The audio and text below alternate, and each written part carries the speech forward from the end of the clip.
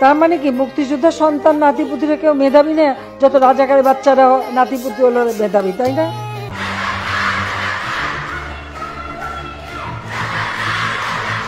চীন সফর উপলক্ষে আয়োজিত এক সংবাদ সম্মেলনে প্রধানমন্ত্রী শেখ হাসিনা রবিবার বলেন, কোটা নিয়ে আদালত থেকে সমাধান না আসলে সরকারের কিছু করার নেই। তিনি প্রশ্ন রাখেন, মুক্তিযোদ্ধাদের ওপর এত ক্ষোভ কেন? মুক্তিযোদ্ধাদের নাতিপুতিরা চাকরি পাবে না, তাহলে কি রাজাকারের নাতিপুতিরা পাবে? সেই বক্তব্য জের ধরে মধ্যরাতে বিক্ষোভ করতে শুরু করে ঢাকা বিশ্ববিদ্যালয়, জাহাঙ্গীরনগর, সিলেটের শাহজালাল ও চট্টগ্রাম বিশ্ববিদ্যালয়ের শিক্ষার্থীরা।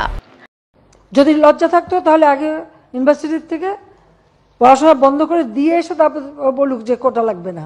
প্রধানমন্ত্রী বক্তব্য জের ধরে তারা স্লোগান দিতে থাকেন।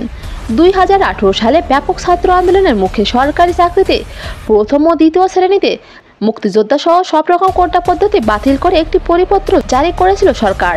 সম্প্রতি সেই পরিপত্র বাতিল করে উচ্চ আদালতের রায়ের পর থেকে আন্দোলনের নামে বিভিন্ন বিশ্ববিদ্যালয়ের শিক্ষার্থীরা আন্দোলনের নামে যেটা আবার করা হচ্ছে, পড়াশোনার সময় নষ্ট করা, এটারও কোনো যৌক্তিকতা আছে বলে আমি মনে করি না। সরকারি চাকুরিতে কোটা পরিত্রাণের দাবিতে আন্দোলনরত শিক্ষার্থীদের মিছিল সমাবেশে মধ্যরাতে উত্তাল হয়ে উঠেছিল ঢাকা বিশ্ববিদ্যালয় সহ দেশের বিভিন্ন বিশ্ববিদ্যালয়ের ক্যাম্পাস। কয়েকটি ক্যাম্পাসে আন্দোলনরত শিক্ষার্থীদের উপর হামলার অভিযোগ উঠেছে। সংবাদ সম্মেলনে প্রধানমন্ত্রী শেখ হাসিনার দেওয়া বক্তব্যের প্রতিবাদ জানাতে ঢাকা বিশ্ববিদ্যালয়ের মিছিলকারীরা আবাসিক হলগুলো থেকে বেরিয়ে এসে তুমি কে, আমি কে, রাজাকার রাজাকার, কে বলেছে সরকার সরকার, চাইতে গেলাম অধিকার, হয়ে গেলাম রাজাকার, এ ধরনের স্লোগান দিয়ে মিছিল করতে থাকে। এছাড়া এই ঘটনার তীব্র সমালোচনা শুরু হয়েছে সামাজিক মাধ্যমে।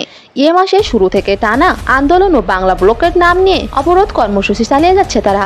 এই কর্মসূচির কারণে গত সপ্তাহে কয়েকদিন শহরে তীব্র যানজট তৈরি হয়, মানুষকে চরম দুর্ভোগ পোহাতে হয়েছে।